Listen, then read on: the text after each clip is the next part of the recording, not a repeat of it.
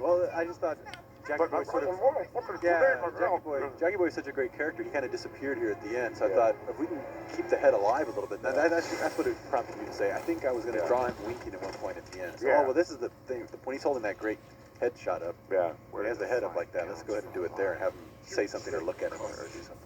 Now this one is where I took your Red Sky from the cover of your old Dark. I love this shot. Dark Horse comic.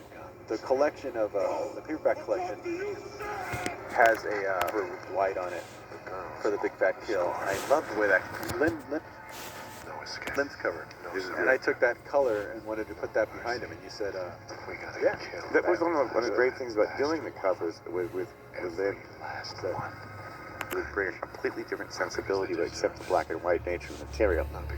And so it was a perfect lift to bring that into this scene. I've also got to make another point about here is that the women are mowing all the guys, and you're seeing a rather amazing number of models firing guns, wearing very, very little. Several characters from other places, but that shot just happened to be the one that Robert planned as the last. The very last shot after very long shoes. Because keep us all awake. Because he kind of knew that it would keep our interest up. Yeah. And keep the crew awake. We set it up. The crew was awake at about 5, 6 in the morning after doing a whole day before. So I like this last shot there. That was good. Terrific shots too. Yeah. And then here we are with Bruce, and we're going into that yellow bastard. This was a major editorial decision by Robert. What we decided early on when I first approached you, Frank, was I had 3 stories that I liked from the series that I thought we could start out with, that we would just shoot in their entirety and edit them together. I mean, in the script they were just in this order of the Marv episode, then Big Fat Kill, and then Yellow Bastard, knowing that at any point in editing we could move things around. So the only thing that actually changed from that was only taking that first bit of him, Bruce, on the dock, and moving that earlier. That way that the audience is introduced to all the characters, all the main characters, by the first 45 minutes of the movie. Otherwise, you would have been this far into the movie and now just barely meeting Bruce for the first time. Editorial switch, and then we took out the title cards. Originally, there was title cards for each of the movies. You'd given Marv's episode title, The Hard Goodbye, The Big Fat Kill, and then that Yellow Bastard. And when we first watched the first rough cut of this, it had the title cards in there. And the only thing, we liked them, but the only thing that threw us was after sitting through the whole Marv slaughter, and then to see a title card come up called The Big Fat Kill, I thought it would scare a lot of people out of the movie theater. To think, well, what the hell did we just watch? I mean, that wasn't The Big Fat Kill? That's still coming? Yeah. It was quite a bit of carnage already at that point. But yeah, switching that opening of Bruce on the dock to earlier made this story feel more epic, even though it's the shortest of the 3 probably. It feels more epic because it started with Bruce on the dock and introduced Junior, so you get a chance to kind of forget about him, and then you see him only show up here as Yellow Bastard. Yeah, and it also, I mean, well, it's probably the shortest, in terms of screen time, it's got the longest time frame of all the stories. Exactly. It really is epic in its scope. Nancy Callahan goes from being 11 to 19. It feels very fitting to me. One of the reasons it is so tight is only because I just always wanted to end with this story, but coming after The Big Fat Kill, which is such a fast character, to come back to something this personal again with just really one protagonist and Nancy, and I mean, it's very, very lean. Everything felt slow after Big Fat Kill, so I had to really cut this down to the bone. But it was fine, because I think from the very beginning I told you, hey man, DVDs change everything. There's all kinds of life to a movie. We can make the theatrical cut, which is basically what we're watching here. What we really should see this movie is split up into the different stories the way they would pick up your books. So that's why this special edition disc has a second disc that has each of your stories with their own title card, with their own credits, in their full cuts. You can watch the full That Yellow Bastard, and it's paced to itself. It's not paced to be seen 3 stories in a row. That's never how you intended to do it. I just thought that'd be the most commercial way to present the movie. There's also an awful lot of performances that we had to lose. Yeah. To be the pace of a theatrical release. Yeah. And we can bring some of them back. Oh, they're all back in. All the stuff in the hospital with the nurse and Right, because I love that and all stuff. that stuff's back in. There was some terrific I performances. think probably the most material that gets added back in gets it back added into this episode because it was all terrific material. Lucille, we have to cut Lucille out of this. You only see her in a flash. And cutting Lucille out of something is just a crime against humanity. Totally, especially when you see the scene. It's such a great scene. I know. But just She's coming so after good. all that other stuff. And so I explained to the actors that only because it was paced to be seen in one sitting in a theater that we had to lose that material because we're trying to tell a different kind of story. For a minute. We're looking at this scene with lovely Mackenzie saying "I love you" to Bruce Willis. Right. I'm struck once again by Bruce's restraint. Yeah. He's known as somebody who can go over the top at you. Yeah. And when he's in that hospital room, he's careful. And even in the scene where he's getting beat up by Leibowitz there, there's a very sad restraint to John Hardigan. I think That's why I really wanted Bruce to play this part. And I remember when I first mentioned Bruce and Mickey to Frank, who's been in the comic world so long, he hadn't paid much attention to movies in a long time. When I mentioned by the way, Mickey, here we see one of my trademark ash shots. oh, that's a good shot. But yeah, you had said, Nick, you were the guy from 9.5 Weeks. I went, oh, no, he's not like that anymore. You got to meet him. And the same with Bruce. I think you're remembering more like the 80s kind of action movie. Bruce. No, actually, Bruce does a lot of great work. I know. Very much not You know, comics. actually, my real concern about Bruce is I didn't think we'd get him. He's one of my idols. Oh yeah, I mean, you were excited to go meet him, and when he said, I think you were in the bathroom when he even said he was on board before he even saw much of any. You're like, what? It's over already? You already agreed to do it? It was very quick. He loved this material. Well, I remember him standing up and saying, I'm in. That's it. The reason this blood is red here is because it was shot originally just to be black and white, but I just found that again anything that's red just turns a very dull gray. You're missing the paint on the actors, the heroes' faces when they were bloody.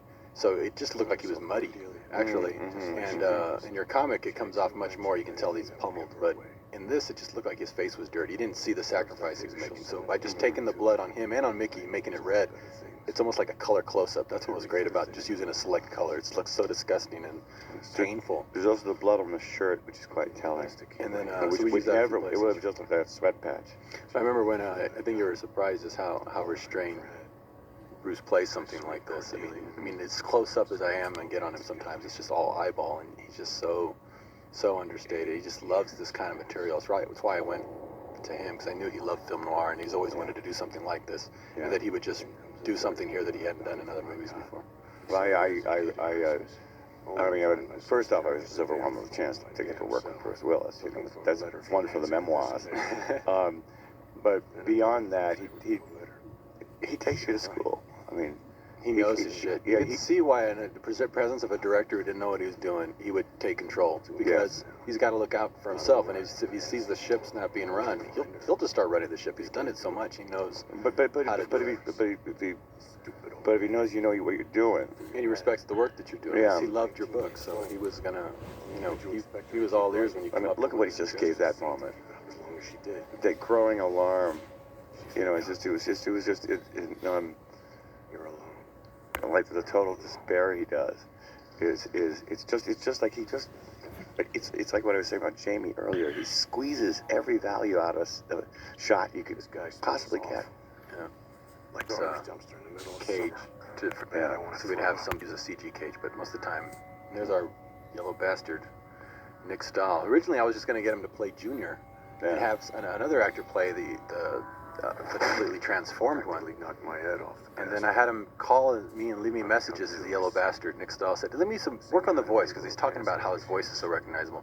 Work on a voice and leave me some messages on my phone. I totally forgot that he had told him that. So I'd come home and pick up my answering machine and be like, "Hey, it's me, Clump. Get over there." Freaked out. And he'd just hang up, and he wouldn't even say who it was. Like, oh my God, I guess that must be the creepy voice. That works. That's one of the amazing things about actors is that he's a mild-mannered, sweet guy. I mean, he really is very soft-spoken. But the minute you give one of these guys or gals some vehicle, something to transform into. It's like something just unleashed. I'd never know from seeing that Yellow Bastard that Nick Stahl was a quiet guy. There's Lucille. You notice Lucille there? There's Carla. She's playing Lucille, but that's not what it's been trimmed down to. You have to watch the full cut to see exactly what the sequence is that comes before this originally from the book. It's great. It's cool. Great. Yeah. Oh, And there's this, a shot that looks a little bit like a drawing. It looks right out of the book. And what we noticed was, and that's why I gave the different effect sequences to 3 different houses, was that your book style changed, evolved as each book was drawn. And in this book in particular, you got really, really simple with the drawings and with the look. Well, why was that something conscious, or you just drawing that way, or how did it evolve that way, the look for each book? The stories demanded whatever they demanded. Sometimes it's just done intuitively. In some of them, I use a lot of lime because it suits the particular characters, and so on. In the case of Hard Goodbye and Yellow Bastard, I was hunting down icons, and I've learned a lot since Hard Goodbye. I mean, Sorry, I interrupted. Doing other Sin Cities, and when it came to doing Yellow Bastard, I felt that I was ready to do something that felt more like Lynn Ward and less like traditional illustration. So I did get a much more abrupt. It was actually one of the hardest art jobs I've ever done. Really? It was really. That's what's so amazing, is that the stuff looks so simple, and yet you show me the drawings, the sketches, and they're fully detailed drawings, but that was one of the things we took on the movie, one of the favorite quotes I got from you early on. You learned this from, I forgot who you say you learned it from, but when in doubt, black it out. Who taught you that? That was the great comic book artist Wallace Wood. That's right. And he said, "When in doubt, black it out." And he was full of lines like that. That's a great one. But his work is an education to me, along with masters like Johnny Craig and Will Eisner. Well, that's what we did here. If you notice, just look at any frame, and we would build in the detail of the set, either with a 2D painting in this sequence or with a 3D model, and then just keep stripping it away when it wasn't important. We just black it out, because there's too much. You can have too much information in a frame. I know one of the things we wanted to do with this particular episode was go bolder. We knew we could, by this time, the audience would be more acceptable of something that was more stripped down, and be looking for something different. And it took us by surprise to watch this, to see this come up so differently from the other pictures. We're watching it in order, even in rough cut, and as soon as it gets to this very stripped down episode, and you see the Yellow Bastard, and you see just the different way that we shot it and did the effects, it feels like a great third part to the story. Except this part. When we're looking at the bar, we built the bar and did it sort of because it's the one place that could look different from the rest of the city. It's kind of where they go to get away from it. And a lighting challenge, because you couldn't make it look as interesting as where we had computer-generated backgrounds. It kind of just looks like a regular movie set.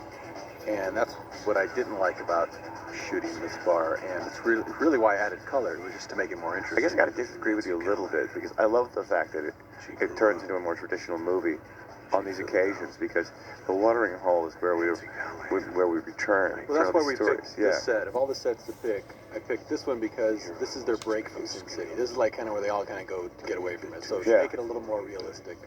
But it also just visually was not as impressive. That's why I feel it with first shot on green screen. See, so it's just all her and isolated from her. I chose those shots more than the ones that are like that, where you got all the brick and distraction. Yeah, I see. No, I mean, aesthetically, I do agree with you. I like the variety within the movie. This was cool here. I had Bruce move very quickly, and so I could shoot it in slow motion. He loved doing this. He's glancing around super fast, so she's still in slow motion, but he's moving very quickly. Part in the movie. Get that bread away from him and kill him. Screen for her there to get that. This is where she really shows how she can do a transition. Now check this out. You gotta know, this is a really funny bit. Look at Bruce. Sometimes I'll point out all my other commentary too. When Bruce is enjoying shooting this film noir so much, sometimes he can't stop but smiling, like right here. Look at this. Maybe he's getting to make this movie. There's a few times where you can see the joy on his face. There's a few places where you can tell he's just having. But he loved to. He's watched this movie so many times. Cool. got to make it with him because I saw him first do film noir in a Moonlighting episode when I was in high school. This the dream sequence always rings twice. I thought, oh my God, this guy would be so great in a real film noir. Yeah. And here, years and years later, I get to make this with him. And I was so Oh, we excited had such a ball with Bruce. He was. Look at there's another one. There's Oh, another that take was. I mean, that take was pure gold. That's another moment. I mean, it's like also look at how the How two. confident he handles the gun in this. Oh, yeah, well, this is Bruce a at Dirty his Harry best. moment. Right there is Bruce at his best. Yeah, this will do. Yeah, my I man. remember you just come up to me like 2 seconds And before that also- said, I want a real iconic shot of the gun, and then he did that move, and you go, oh, never mind, we don't need it. We got it in that shot. Yeah. You wanted in your kept book, doing there's a close up of it that Yeah. you had of the gun, and instead he pulled it out there in a 2-shot. Well, I mean, the gesture with which he handled it was just ridiculous. This is one of my favorite shots. Mounting romantic tension between the adventure begins again. Prove you're still. Now, this would have taken anybody 3 weeks to shoot, but since we're on green screen, it took us about half a day. We're just sitting there and getting just the best, performances and looks and shots, setups on each one of these guys. Yeah, I think one of the things that we really benefited from is that I'm looking at this now and it seems like the part was written for Bruce Willis, but it wasn't. It wasn't written for anybody. It's just that, in a way, because I was operating without planning it for anybody, you really mess with it. Well, that was one of the things I loved the most about the movie, and about your books, why I really tracked you down is because I'd heard you say that after your experience in Hollywood, you wanted to make something that could never be a movie. You wanted to make the anti-movie, and that Sin City represented to you the anti-movie. And I thought, shit, that's what I want to make. I want to make that into a film, something that never should have been on the screen. That's what I want to do. That got me so excited because it was created from such a pure place. You had no illusions of it ever being a movie. You had no reason to make it, and that's what was so fresh about it. It didn't sound like screenplay dialogue. It didn't look like it was written for any particular actors. It was done completely for your own amusement, and that's what was going to make it a great film. Also, it takes a really superior talent like Bruce to come in on material like this. All and his just, stuff that he does. oh, it's just wonderful. Because And also here's where he completely transforms into a 1940s character. The way he holds her hand. That's the 40s gentleman. you can even see him almost start to smile as he says it when they're about to say goodbye, because I might forget, and he goes, we better get rolling. We better get rolling. He goes, that's a real film noir line, right? Better get rolling. And you can tell he's just like, oh, I'm loving being in this world. You don't want to leave this world.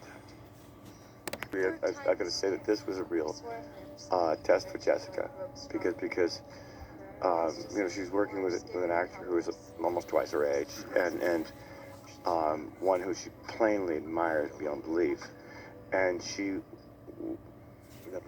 with utter poise and rises to the challenge completely.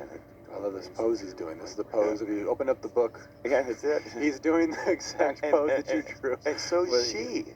It's really great. And then right down to the decorations on the table, which my set decorators found. We had a few items like a chair, the table. Everything else is computer generated to get this sort of quality of the light and look. But a few items there to make it kind of like a theater. It's like we're shooting theater. Well, one of the other things I want to point out about the performance here too is that for one of the things I love his tentativeness and his confusion as she's revealing her feelings about him. At the same time, I like her sudden acceptance and how that changes the course of the story, or at least the course of her character.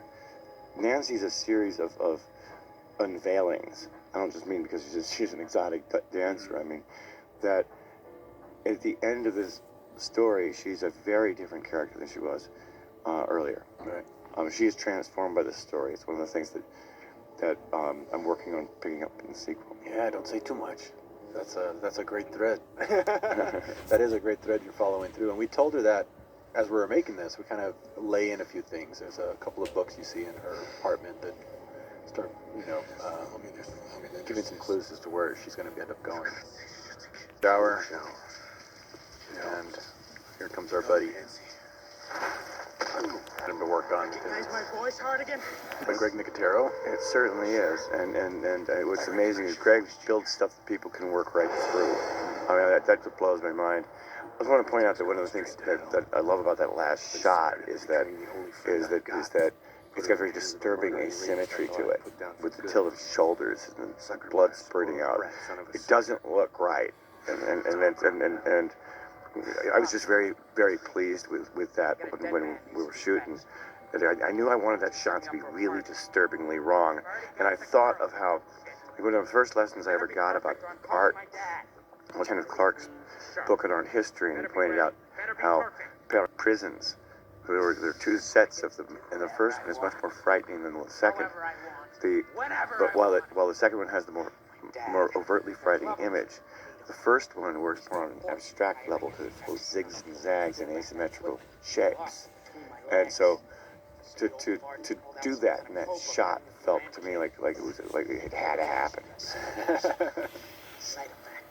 And what's amazing is because of the makeup covering his ears, because it's got fake ears on, those aren't his ears.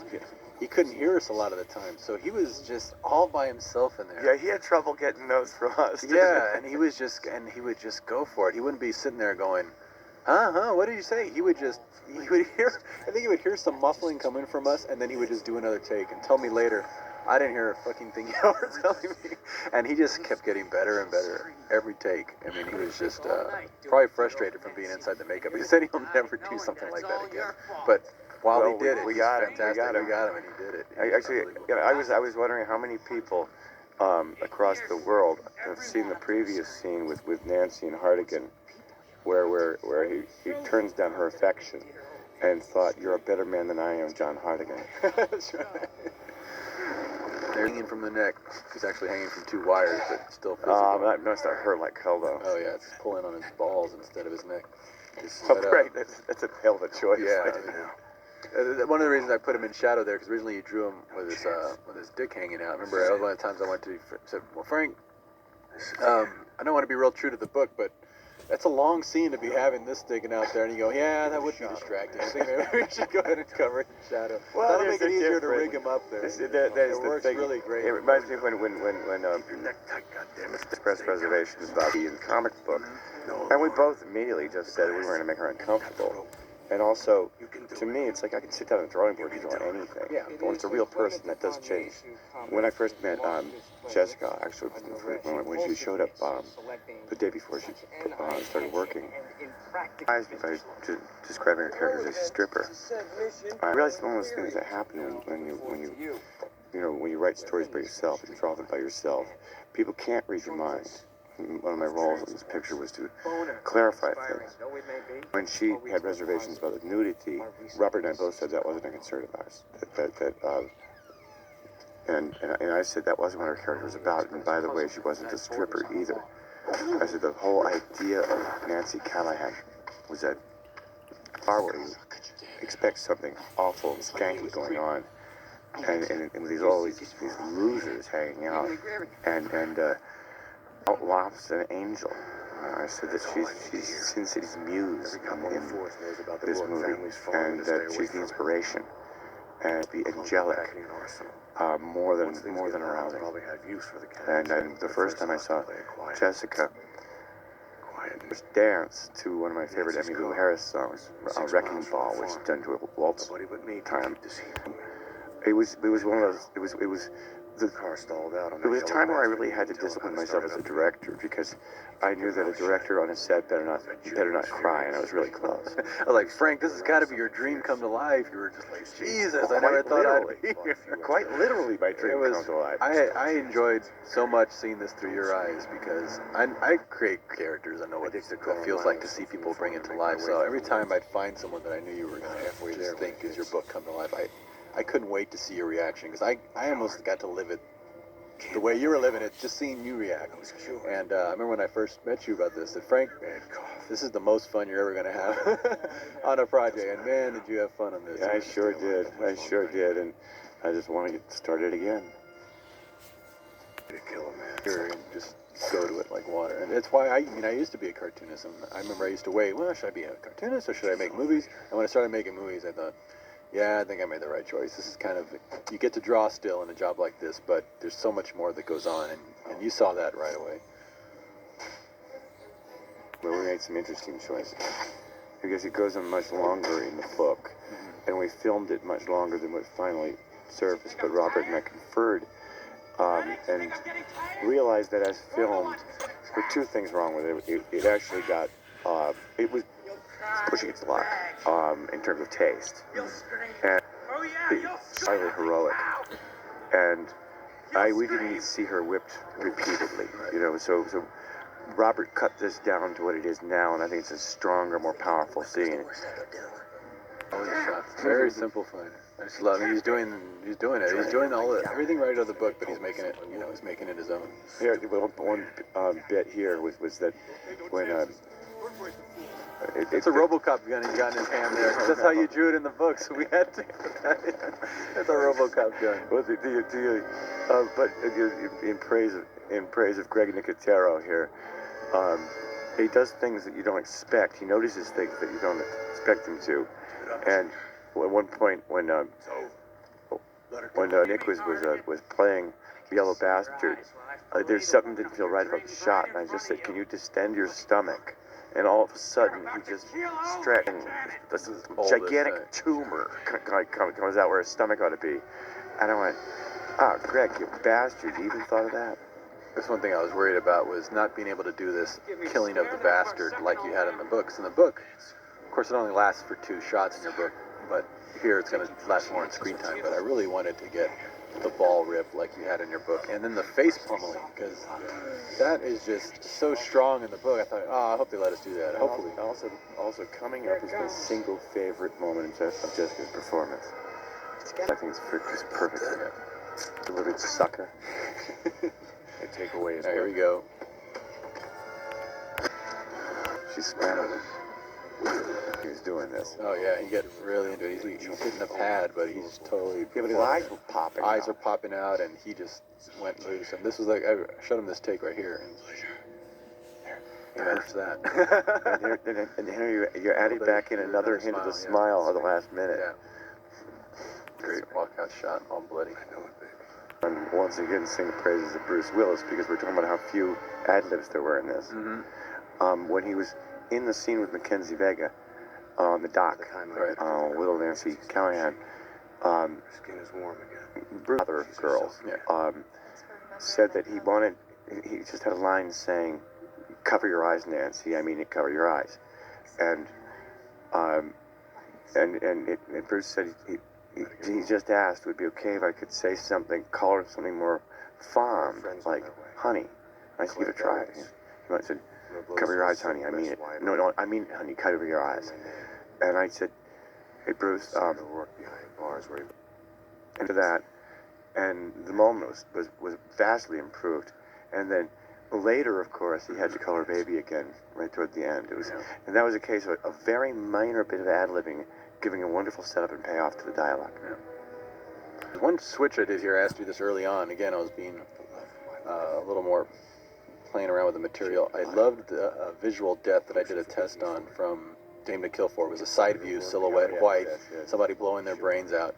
And I just thought, wow, that's such a, when our test, it was so powerful that I thought, I'd really love to end The Yellow Bastard that way, because I think in the original comic, it cuts to a close-up with a gun, right here in this shot, and that type of shot, and then it says boom, real big, and then he's laying there dead.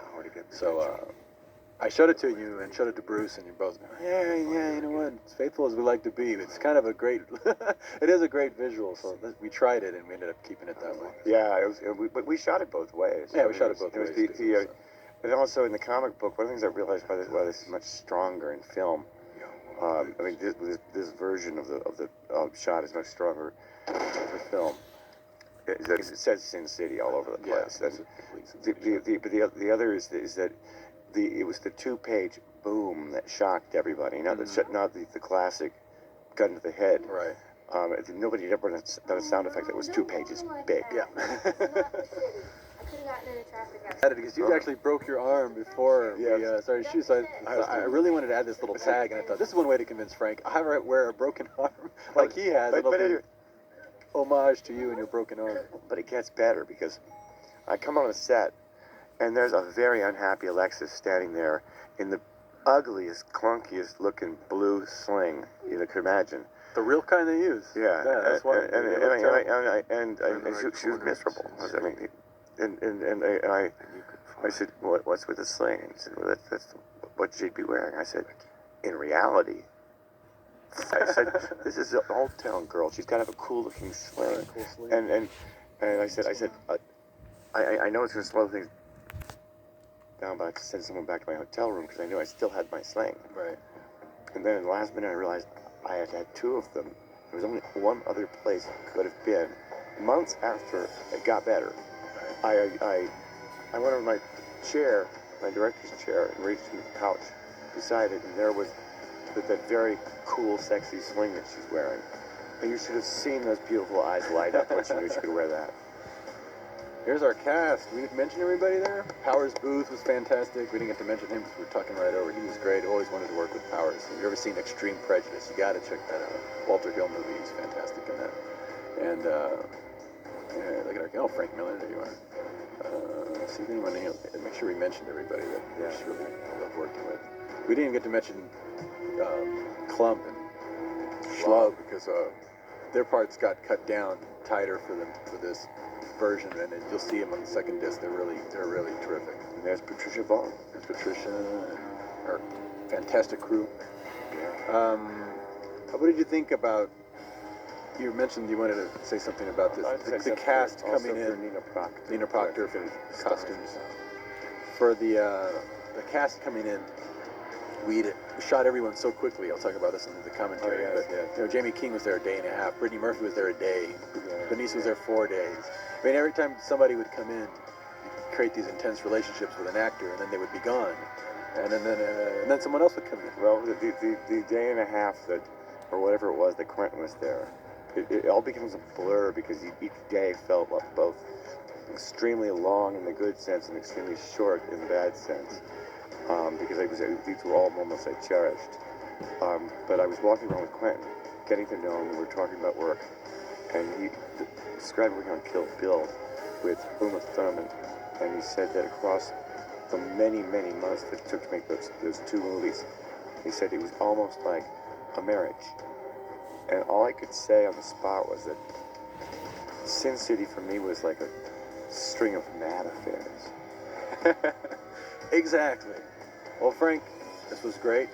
Thank you. This is, I never thought we'd get to this point so quickly after meeting you that day, but it was felt inevitable. And one of the things that I think we got going on this was once we started that train, everyone just jumped aboard. Oh, did they ever? Because when they heard we're doing Sin City like this, people just gravitated towards this project like flies. It was amazing. And remember the bad news I gave you on the last morning of the last day of the shoot, when I held up my little sketchbook where I did my new shots. I drew them. It was only about half full. It was only half full. So man, when do we start? We have to start another one, and we've already started. So by the time people hear this, we'll probably be already heavy in the pre-production. But I know one of the things that got me just before we started shooting was when the DJ wasn't going to allow us to co-direct the movie, and we just kept going. I said, well, Frank, if it comes down to it, because they're going to take away some of my crew who are already in the DJ, you should just be credited as director, and I'll still be here directing with you. They don't care if there's two directors; they just only want one credited. Yeah. So I was going to just let you have the director credit, and I would just be there, directing. Yeah, and I had to jump in and say, for one thing, I was extremely moved by that offer, but I said that I didn't want to be the man who shot Liberty Valance. And I also knew that I had to get up every morning and look in the mirror, so I had to turn down this more than generous offer. And then Robert shrugged and said, guess I just left the DJ. I guess I should just leave. I said, what would you do, actually, Frank? You said, I guess I just left the DJ. I guess I just left the DJ. And then you said, can you cover for me for about 10 minutes out there? And I went out and started things rolling, and next thing I knew, you made all the trades. That's right. I was already good man. Never looked back again, but I think they would see from this what we were talking about, because it can work, and it did work to have two directors, because we both had something very much in common. You loved your material, and I loved your material. So there was no arguing there. I mean, that's really why I wanted to call it. And that was the first thing I pitched you. I said, I want this to be Frank Miller's Sin City because I've always loved these books, and I didn't want to go and start changing everything. I just thought they should just be up on the screen to a much bigger audience, moving versions of what you'd already drawn. So it was interesting when I first started working on this and told my wife how close it was to the source material. She commented, she said, "This is gonna be first test in that wide an audience that your comic book fans love your stuff, but there are only so many people who read comic books." And she said, you're in unknown territory because no one can know whether people are going to like this or not. No one, because this is you all of a sudden. I'm kind of pleased with the results. yeah. By the way, folks, pay special attention to the special thanks at the end. You'll see the names of some of the greatest comic book artists who ever lived. People with my job never get credited like that, so I'm very proud of it. It was paying back the tribe. Or do they get their name in front of the title? Yeah, damn straight. Frank Miller's Sin City. When you go to like a Spectrovision or something in the hotel and you turn it on, it says Frank Miller's Sin City. Oh, that was my dream come true. Yes, see, this whole project has left me just endlessly bitter. I'm sure you can tell. Adios. Hasta luego. Hasta luego. For later. We'll see you, man. For later.